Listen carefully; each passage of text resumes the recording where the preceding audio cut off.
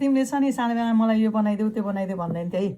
तिम्रो बहिनी चाहिँ एउटा एउटा डिजाइन जे देख्यो त्यही बनाइदे भन्थ्यो, हो कि होइन? बहिनी नै सम्झेर मलाई लगाइदिन्छ नि। अन्त यो मैले बहिनी सम्झेर अनि आज तिमीलाई लगाइदिन्छु है त कपालमा लगाएर। के रहेछ है, कस्तो कलर देखेर के भयो?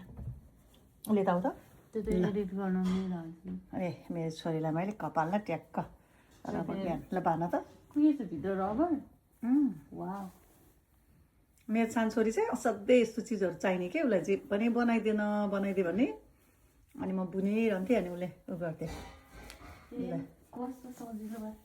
यतापट्टि घुमाउ त, माथिपट्टि त्यो फुलहरू फ्लावरहरूलाई माथिपट्टि पाएर। वाउ छोरो खतरा देख्दो रहेछ। ल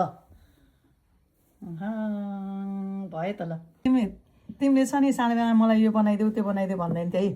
तिम्रो बहिनी चाहिँ एउटा एउटा डिजाइन जे देख्यो त्यही बनाइदे भन्थ्यो, हो कि होइन? बहिनी नै सम्झेर मलाई लगाइदिन्छ नि। अन्त यो मैले बहिनी सम्झेर अनि आज तिमीलाई लगाइदिन्छु है त कपालमा लगाएर। के रहेछ है, कस्तो कलर देखेर के भयो? उसले त आउ त। त्यो त एडिट गर्न नै लाग्छ। ए मेरो छोरीलाई मैले कपालमा ट्याक्क रबर ब्यान्ड ल बान त। के छ भित्र रबर? वाउ। मेरो सानो छोरी चाहिँ असाध्यै यस्तो चिजहरू चाहिने के, उसलाई जे पनि बनाइदिए भने अनि म बुनिरहन्थेँ अनि उसले उ गर्थेँ। कस्तो सजिलो भयो। यतापट्टि घुमाउ त, माथिपट्टि त्यो फुलहरू फ्लावरहरूलाई माथिपट्टि पाएर। वाउ छोरो खतरा देख्दो रहेछ। ल